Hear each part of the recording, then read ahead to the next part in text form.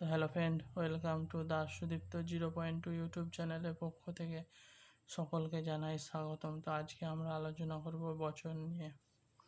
বচন কাকে বলে? পদের যে আকার বা বৈশিষ্ট্যের দ্বারা কোনো প্রাণী, বস্তু বা বিষয় একটি বা একাধিক সংখ্যক বোঝা যায় তাকে বচন বলে।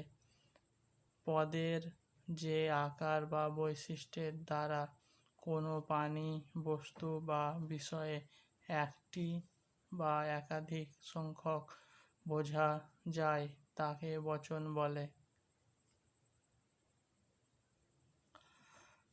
বচনের প্রকারভেদ। বাংলায় বচন দুই প্রকার, একবচন ও বহুবচন। সংস্কৃতে বচন তিন প্রকার, যথা একবচন, দ্বিবচন ও বহুবচন। বচন। বচন একবচন কাকে বলে? পদের যে রূপ বা বৈশিষ্ট্যর দ্বারা কোনো প্রাণী, বস্তু, বিষয়, সংখ্যা একটি মাত্র নির্দেশ করা হয় তাকে বলে একবচন। পদের যে রূপ বা বৈশিষ্ট্যর দ্বারা কোনো প্রাণী, বস্তু বা বিষয়, সংখ্যা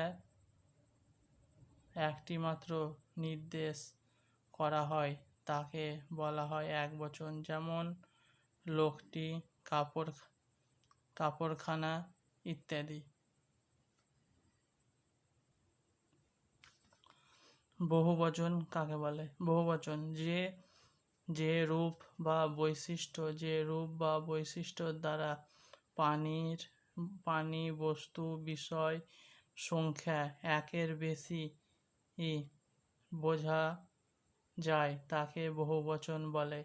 যে রূপ বা বৈশিষ্ট্যের দ্বারা প্রাণী, বস্তু বা বিষয়ের সংখ্যা একের বেশি বোঝা যায় তাকে বহুবচন বলে।